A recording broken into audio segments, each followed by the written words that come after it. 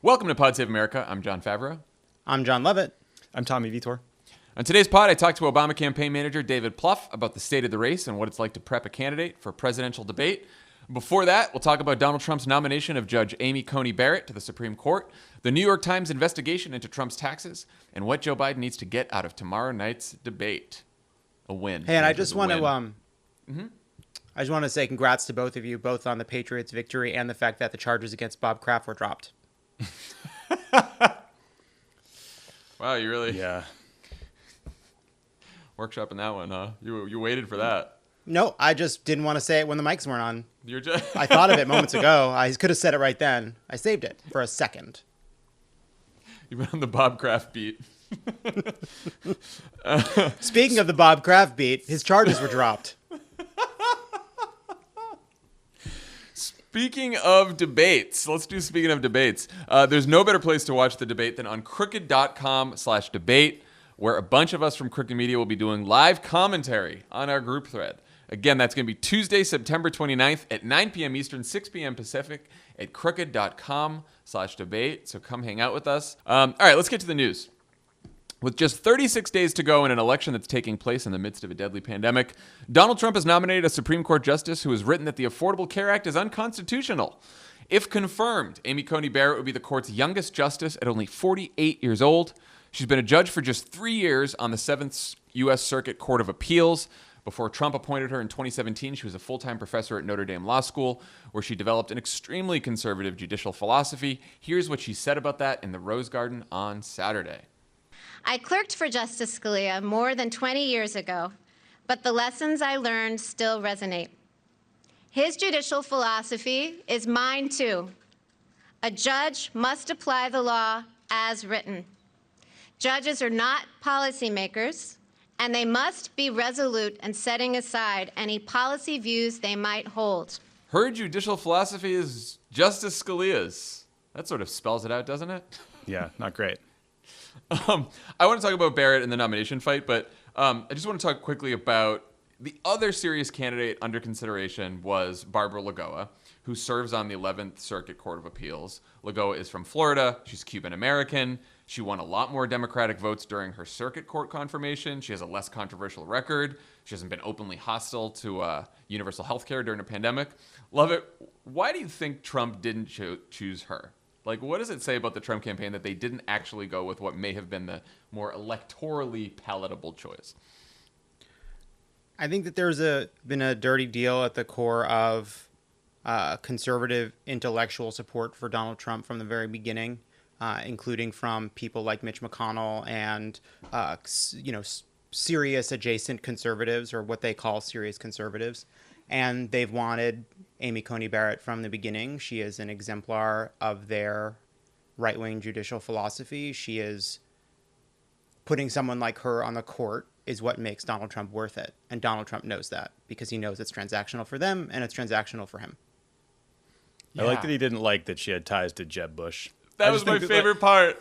I just think that the grievance running through this whole narrative is it's just a treat for all of us. What do you think a conversation between Donald Trump and a potential Supreme Court justice is like? Like, what superficial level of the law does he know to ask about? Is it just about cases about him before the court, do we think? Well, this is what's funny about... So the CNN has a great TikTok on like why he didn't choose Lagoa and why he chose Barrett. And it's so funny that it's for both the reasons Lovett mentioned and the reason Tommy mentioned, which is classic Trump. Like, there's, a dirty deal that he made with conservatives, and there's political considerations. And then there's just the very personal, Jeb nominated her, so I don't like her anymore. But it was funny, Tommy, that in the CNN TikTok, they mentioned that they basically were trying their best to prevent Trump from even meeting Lagoa. They didn't want him meeting her because they were afraid he would get too excited that she would bring in a Cuban voter. He would say something crazy to her. They don't want him meeting with these people because they're can't even have a conversation. So let's talk about how both parties are approaching this nomination fight. Trump and Republican senators and MAGA pundits have already concocted an alternative reality where Barrett is being persecuted by Democrats because she's Catholic, a religion shared by the Democratic nominee for president, the Democratic Speaker of the House, the chairman of the Democratic National Committee, and a Supreme Court justice appointed by the last Democratic president. Tommy, why are Republicans doing this? And aside from the reasons I just mentioned, like, why is it such an absurd accusation? Yeah, I mean, well, on the absurdity question. So Joe Biden is Catholic. He would be the second Catholic U.S. president after JFK. If Barrett is confirmed, the Supreme Court will have 6 Catholics out of 9 people. 30% of Congress is Catholic. Like, the suggestion that, like, somehow Catholics are an aggrieved party in this country is so completely ludicrous. It stems from this, moment in the 2017 confirmation hearing with Di-Fi, which she said something that was kind of dumb. But what's clear is they don't want to talk about the ways that she would rule. They don't want to talk about getting rid of the Affordable Care Act a week after the election in the middle of a pandemic. And so they do what they always do, which is try to create these sideshows. You have clowns like Hugh Hewitt saying that all progressives hate all Catholics and making these, absurd blanket statements based on some tweet they saw that offended them. And it's actually kind of laughable this time around. It's like, look, I'm a self-hating Catholic, but not all of us are. I mean, it's just it is like completely ridiculous for them to be talking about her being persecuted because of her religion somehow, and Democrats hate religion, all this kind of stuff. The president of the United States banned immigration from predominantly Muslim countries, and they are all behind him, 100%. Right? Lovett, what did you think about the whole Catholic controversy? Yeah, I would just add to it that they think that there's a kind of pool of maybe moderate or gettable Catholic voters out there. So it's sort of a two for one thing, right? You can get the conversation away from the radicalism of her actual judicial philosophy and get it onto ground they feel more comfortable debating. And you can maybe kind of make some kind of appeal to these people that I just find hard to believe will work because it's so ludicrous. They are trying to say that the left hates Catholics because the left doesn't want to criminalize abortion. But the right doesn't agree with the Catholic Church, and especially this Pope, on immigration, on climate change, on healthcare, on poverty. Donald Trump called this Pope disgraceful. So it's not actually about being offended by anti-Catholic bigotry. It's about the fact that Joe Biden is winning over more white working class Catholics than Hillary did. It is like a completely cynical play for a group of voters that they're losing. Well, it's there's a connection too, I think, between the manufactured grievance around an attack on Catholicism when the court is going to be we'll have 6 Catholics on it if this person is confirmed, in the same way that they claim that there's been this great, scorched earth campaign to prevent conservative judges from reaching the bench when they're about to achieve a 6-3 majority. Their whole mode of running these kinds of campaigns is rooted in grievance and rooted in the fact that, liberals are running roughshod all over them, but it doesn't work as well when they're winning. It doesn't work as well when they've successfully been able to remake the courts, when there's no reality to the accusation, whether it's around attacks on conservative judges generally or this ridiculous Catholic conspiracy. I also think it's very easy for Democrats to avoid falling into this trap because there's no views that Barrett holds that because she's Catholic that are different than views that a normal conservative would have who isn't Catholic, right? Like, there is no need to talk about her religion. She's just a right-wing. She believes in a right-wing judicial philosophy. That's all you need to know, Dianne Feinstein said at this 2017 confirmation hearing, the dogma lives loudly within you. And she was referring to an article Barrett wrote in 98 that said something like the duty of judges, something about a duty of judges to put their faith above the law and potentially recuse themselves in cases around the death penalty, et cetera, et cetera. But she has not actually lived up to that suggestion. She has repeatedly ruled on death penalty cases. So it sort of undercuts the entire argument. All that said, this is just a sideshow. They just don't want to talk about the ACA. They don't want to talk about her overturning Roe versus Wade. There's a whole bunch of really unpopular positions she will undoubtedly take if she is confirmed. I will say I'm a little surprised that it doesn't seem Republicans understand at all the political danger that they're in here in having a nominee that is so openly hostile to both the Affordable Care Act and Roe. I mean, Senator Mike Lee said over the weekend, the fact that Congress chose to enact an unconstitutional law shouldn't tarnish Judge Barrett in this. And Donald Trump himself tweeted, Obamacare will be replaced with a much better, far cheaper alternative if it is terminated in the Supreme Court. So saying that it might actually be terminated with her on the court. Why don't they seem to think this will hurt them? Or do they just not care about the politics? Yeah, there's also been a few conservatives who have tried to say, don't worry, she won't actually, this case isn't going to it's not going to happen. Don't worry. They won't actually overturn the ACA. So I think some do recognize the the pitfalls in this. It's really hard to say. I think that there are different equities in this. I think Senate Republicans have a different set of goals than Donald Trump. I think they believe in her philosophy. They want someone like that on the court. It feels sometimes in this past couple of days that we're watching like these Senate Republicans and Mitch McConnell is like an old gang getting together for one last heist, just one last time while the walls close in. They probably wouldn't have done it otherwise, but the score was so big they couldn't walk away. I think they're pushing their chips forward and want to go out as legends.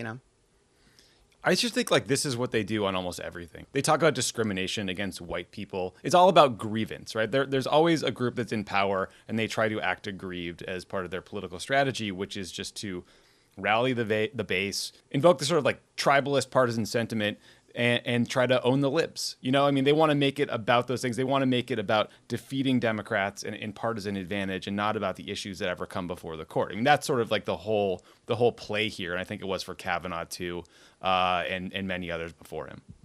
I will say I'm very proud so far of the Democrats for really keeping this on the message of the Affordable Care Act. And I think that's going to be the main challenge in the hearings because they're going to want to, like you said, Tommy, they're going to want to make it about grievance. And we just have to hammer ACA for the next 4 weeks, which again, closing out the last couple weeks of this election about making it about Trump and Republicans wanting to overturn the Affordable Care Act in the middle of the pandemic.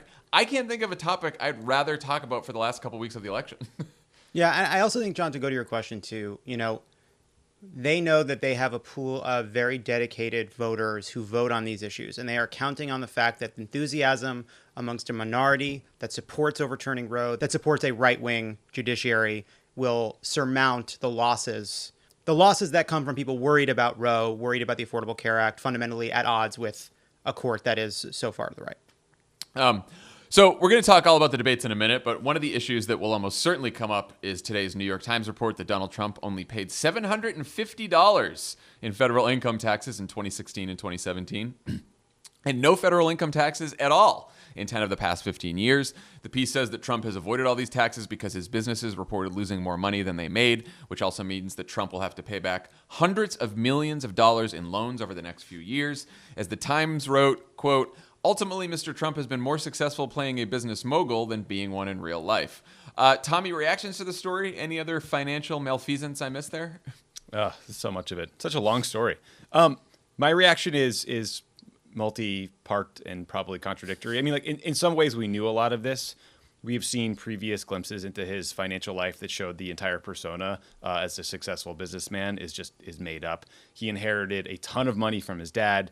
He squandered it, and then whenever he lucked upon a business idea that did make him money, like Trump Tower or The Apprentice, he squandered that by investing all the profits in stupid things that lost money, like a dozen golf courses or whatever. So it shows his brazen public corruption, which is shocking but not surprising, I guess. And it also explains that like failing to divest his businesses to, steering government business to like his golf courses all the time, like trying to get the G7 there, for example, was born not just of his ego, but also desperation. Like he knows that the U.S. government could foreclose on him if he's not able to pay these debts. And so, the other piece of it that just drove me crazy is it made me mad at Jeff Zucker all over again in The Apprentice, because not only did that show manufacture his image as a great businessman, it provided him a literal financial lifeline that kept him afloat long enough to run for president. And then my bigger takeaway, I think, was probably that it made me nervous all over again about what this guy will do to maintain power, because it's not just about ego and not wanting to be, a historic failed one-term president. It's about existential, legal, and financial threats for him, and maybe even for his kids. There's some stuff in there about Ivanka getting these consulting fees when she was clearly not a consultant on the project that lead me to believe she could be in some trouble too. So there's a lot to this, and it sounds like the Times is going to keep rolling out stories for the next couple of weeks. Lovett, what did you think of the story, and how do you think Biden should talk about this issue? There's like 100 different targets in the story and a lot of details, but like, how would you sort of drive at this? Yeah, it's That's right. It is hard to sort of drill down, like, what's the most valuable political piece of this? Like, I don't feel like I know exactly, but you look at the $750 taxes. Dan wrote about this in the newsletter People Can't Stop Talking About Message Box. But it seems pretty clear, right, that there's some core idea here that fits with the larger story of Trump, which is this is somebody that cares about only himself, who used a rigged tax code to get money that he didn't deserve, to keep himself afloat. He then became president and rigged the tax code even more to protect himself and other people like him. Something that I found striking is, you look at these, there's been a lot of, I think with Trump, there's this right-wing cynicism that's sort of like, this is what these people do. And you're like, no, hold on a second. This is extraordinary. And then it's like, this is unusual even for the super rich, even for tax cheats. This is very unusual. And then you say, oh, well, what's the problem here? The crime is what's legal. It's like, yeah, it is. The crime is what's legal. It is a crime what Trump is able to get away with legally. But also the crime is what is very clearly a set of illegal acts inside of these manufactured losses and these fake consulting fees, and the kind of, you step back and you look at it, and you see, like, there is stuff we don't understand here. There is a kind of, when scientists, look up and try to find a black hole, you can't find the black hole, but you can see that it's disturbing things all around it. You look at Trump's finances, you look at Trump's ridiculous borrowing and spending habits and tax cheating, and you say there's some piece of this missing. There's some way to make sense of this that we can't see. Illegal contact, illegal money moving around the world, and it has driven him from the day he became president. Now, should Joe Biden say all that? I don't think so. Probably should focus on the fact that Trump didn't pay taxes, and he's a tax cheat who wants to help millionaires and billionaires just like him and rig the system against the middle class. But I'm just telling you what bothered me. Well, I think there's a little bit of both, though. I mean, we have talked before about, in 2016, like, Trump's economic appeal was based on, he had that quote, "All my life I've been greedy. Now I'm going to be greedy for the United States of America." And it was somewhat believable because you're like, yeah, he is a greedy asshole, but maybe he'll use some of that magic to help all of us, right? Well, it turns out he just decided to be greedy for himself. He didn't give a shit about the rest of the country. He got into office. He used the office to steer money to his businesses, to sort of like have like lobbyists and foreign actors and everyone else like give money to Trump properties because he needed the money. And didn't do anything for anyone else. And now we have 8% unemployment. The guy couldn't even give people an extra $600 a week for unemployment benefits. He wants to take away their health care coverage. He doesn't want to give any more direct payments. He doesn't want to help any more small businesses in the middle of the pandemic. But meanwhile, he's working the system as hard as he can to pay off his debts. That's who he is. That's who he is.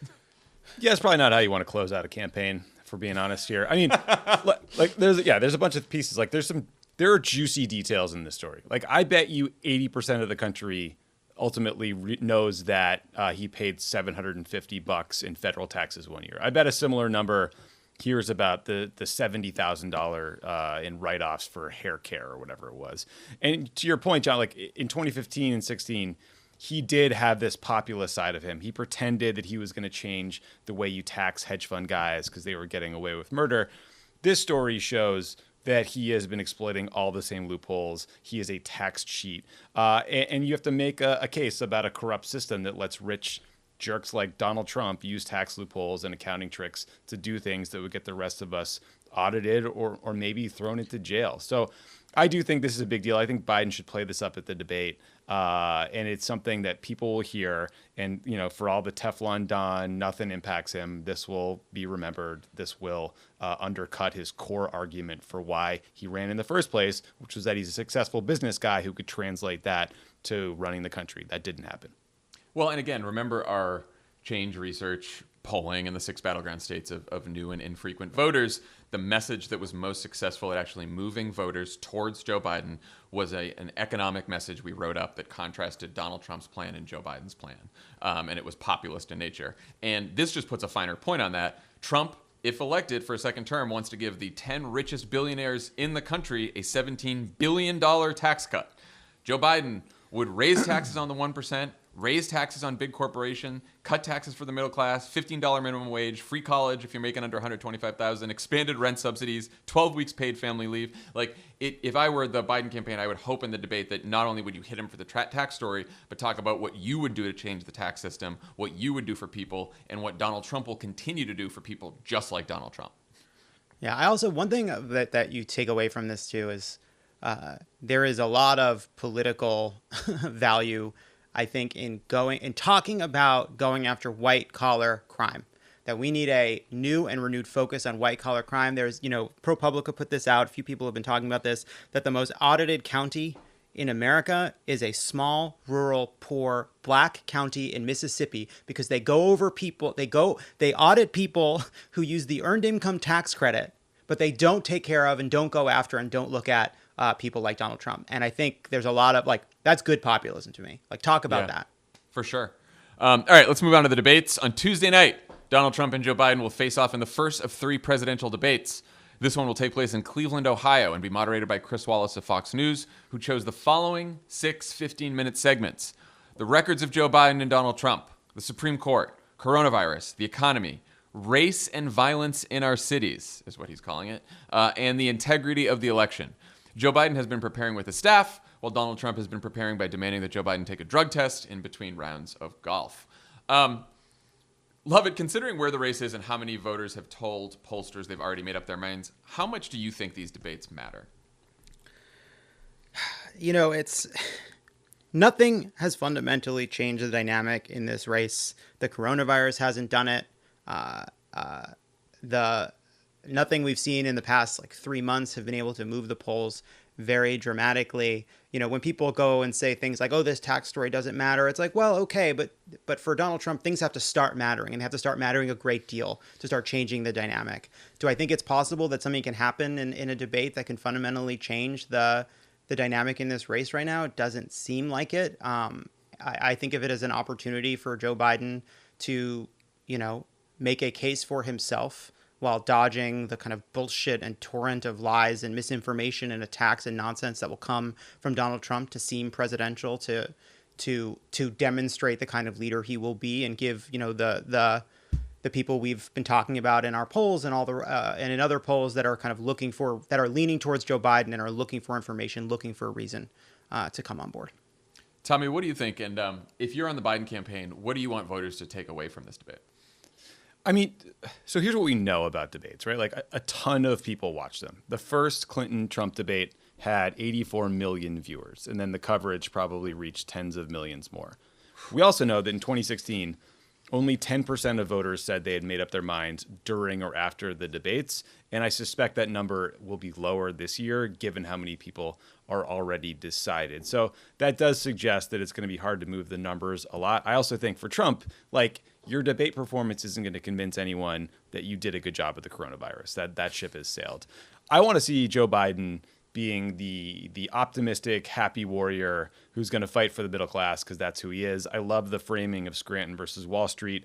I think that's aided enormously by this New York Times tax story. And it's effective because the minute Biden started down that path, Republicans were crying about class warfare, right? They're like, oh no, how dare you do this, right? So that's when it hurts. I think he needs to get past delivering a message about Trump being a bad human being, be immoral, being unethical. It's got to be a bigger story about Republican policies that are corrupt and helping rich people cheat, like we talked about a minute ago. I also would love to hear him say something like, I get why people wanted a change in 2016 and considered voting for someone new, something different, but it's clear that you were not up for the job and you have failed, right? And so talk about who you are, what you do it with a smile. Don't get down too deep into the mud, but also I don't think he can let Trump just lie the whole time. Yeah, I mean, I keep thinking of Michelle Obama's line from her convention speech that Donald Trump is in over his head. And if I was Joe Biden, the frame I'd want to put Donald Trump in is not he's a liar, he's a scary authoritarian, he's a bad all that kind of stuff. He is weak, he is ineffective, he is in over his head, and he is out of touch with the problems of the country. He has no fucking idea what's actually going on in people's lives. Because Donald Trump will try to paint Joe Biden as an addled old guy, right? Who's he's been trying to do that the whole time. Joe Biden can turn that on him early and show that he's sort of the dotty old racist, as Lovett says, who like doesn't know what the hell he's doing, isn't in control of his government, chaos all around him. All he cares about is himself, doesn't care about other people. And then I do think it's an opportunity for Joe Biden to sort of lay out in broad strokes, not details, like what he's going to do for the country for some of those wavering voters. Lovett, what if you're prepping Biden for Trump? What would you tell him to expect? What would you tell him to watch out for? I think it's almost like you can almost like have in debate prep Donald Trump played by a noisemaker, just somebody that does this, just somebody that spins a ratchet and just makes noise, like and a vuvuzela. Yes, it just doesn't really like. Maybe that's too glib. Maybe that's not right. This isn't like Donald Trump is a broken old racist fool, and he's going to make a lot of noise. He's going to throw a lot of shit out there. He's going to interrupt. No puppet, your puppet. We're going to remember all. It's going to be the same. He's not prepping. There's no prep. So there's no new material going into his brain. No new material has entered his brain in quite some time. So it's going to be a kind of like noisy bit of all the kind of greatest hits. He's going to attack Joe Biden in every way possible. This is, as Tommy said, 80 million people, maybe more watching this year.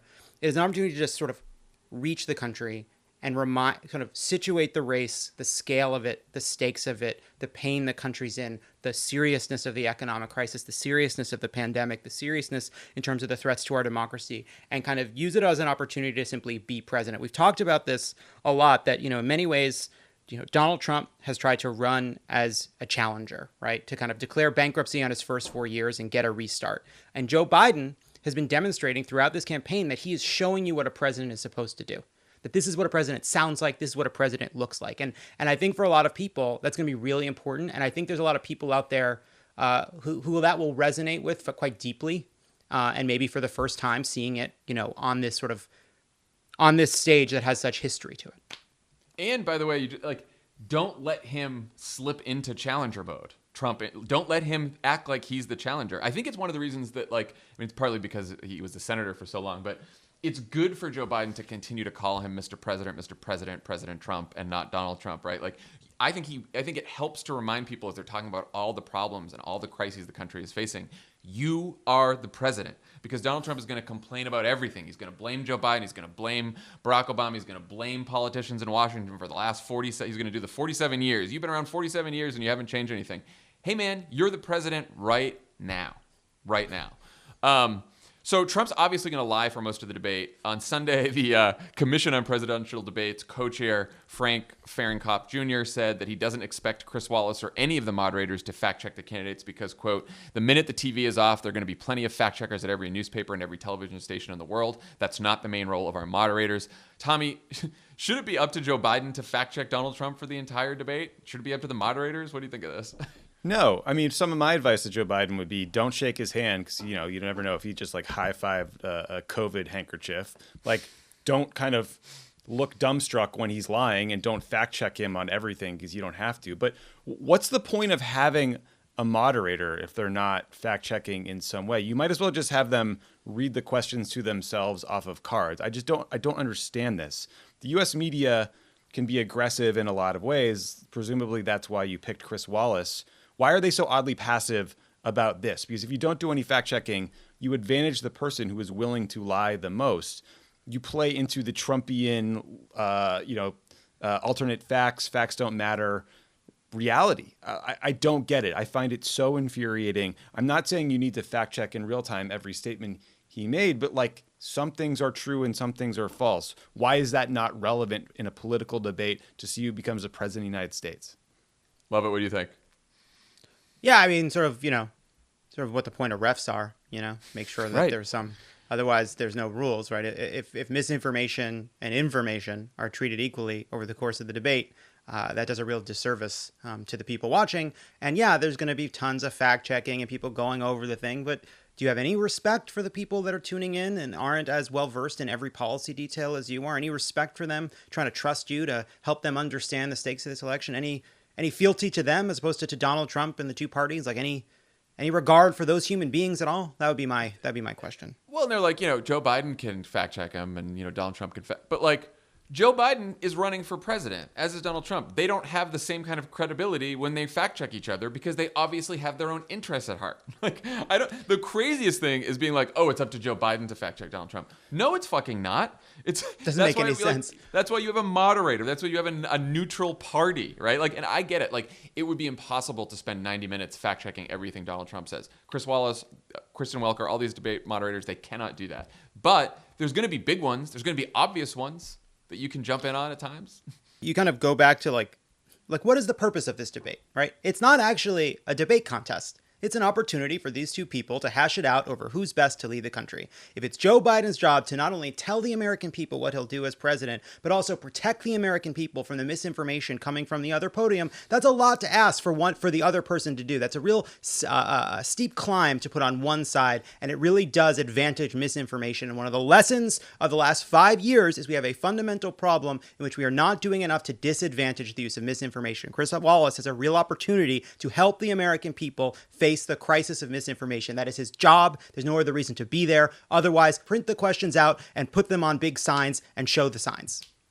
But also, if the moderator's job isn't to fact check, okay, but we also know the press doesn't view its job as to fact check either. They often score these things on style points, right? I mean, the famous Ronald Reagan, "there you go again" line was his way of spinning out of getting called on all the things he lied about or his very extreme positions that he had taken previously in his career. And the press was like, oh, what a performance. The audience laughed. He seemed genial.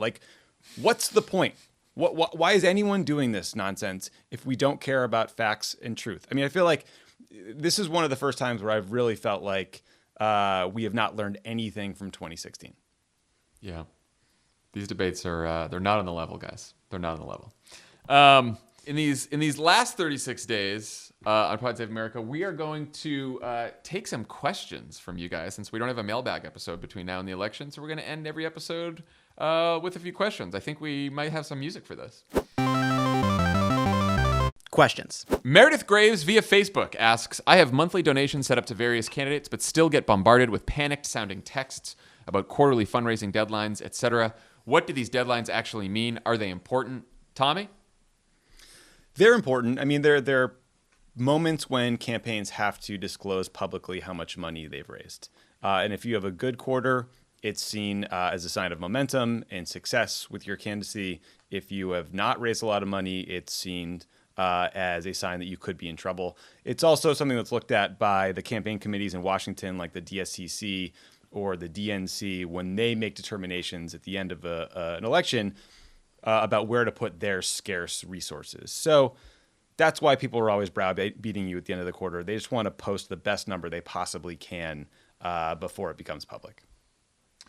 Alex Goebel via Facebook asks, can a conservative majority in the Supreme Court block any possibility of an expanded court or other Supreme Court-related reforms, even if we get a Democratic House, Senate, and President? Lovett, you got thoughts on that? Yeah, it seems... So there's nothing in the Constitution that requires there to be 9 Supreme Court justices. That said, anything is possible with a conservative court trying to maintain its power. But Congress has broad leeway to add justice to the Supreme Court. It's happened many, many times in our past, and there's no reason to believe they couldn't do it again. Yeah, I think that's the best bet is there's precedent for it. They've changed it. Yeah. The Congress and a president have changed the size of the Supreme Court before via legislation. It has gone through. It can happen again. Grant Weaver via Community asks, can you go into more depth on how campaign money is spent? We hear about large amounts of money being raised. Just curious how many TV or digital ads that gets the campaign, how many voters, etc. The numbers are so abstract. I do not know exactly. I don't know if you guys do exactly how much money every ad costs. It depends on the market, first of all. There are some media markets in the country that are more expensive, some bigger cities than others. But obviously, campaign money is spent on digital ads, on television ads, on polling and data, so they know which group of voters to talk to, how the campaign's doing, how to reach different voters, voter contact, staff, organizers, volunteers. Am I missing anything? What else does campaign spend money on? Pizza. Pieces of mail that get thrown in the garbage. Mail that gets junk thrown food. in the garbage. Yeah, I think you nailed it. I'd take out volunteers because they're free. But that's true. Thank you. The rest, organizers. I mean, look, unfortunately, a lot of this money is going to be spent on television ads, which is, Not how you wish democracy worked, but often can be effective. That's true. Alex Trugman asks, "Ugh, guys, why do I keep eating late night Domino's?" Love it. Well, we're in a pandemic and a crisis in our democracy and a growing self-evident climate crisis, and one of the most important periods in politics in our history, surrounded by, chaos and anger and fear. So normally you might turn to, say, grabbing a drink with an old friend at a bar, or maybe going to the old bowling alley, knocking down a couple of pins. But many of these things are not available, as the pandemic has basically drained joy from our lives, and the failure to contain it has meant we can't go back to the things that made life worth living. And so if you at night decide at 10 o'clock to add dinner number 2 by ordering yourself a hand-tossed pan pizza, you know what? Don't say ugh. Say I deserve it. That's what I say. And then Better than Papa download John's. Then download some Noom. Help you out. Yeah, then I can't believe it. It is now 6 months of every day saying to myself, you know what? You deserve dessert today. Every day. For 6 months. I had a slice of coconut cream pie last night. That sounds delicious. Ooh, that does sound good. Very good. Delicious. Very good. All right. If you have other questions, you can text us anytime at 323-405-9944. We might just answer your question on an upcoming Pod Save America. We will have the debate tomorrow night. We'll be on Group Thread. Tuesday night, check it out. And then on Wednesday, we will have a special Pod Save America with all 4 of us doing a debate recap. If we're all still breathing. And then I hear we got the creator of Message Box for that one. We do Message Box guru Dan Pfeiffer will be in attendance on Wednesday, and then Dan and I will do our usual Thursday pod on Friday. So 3 pods this week. Lots of content.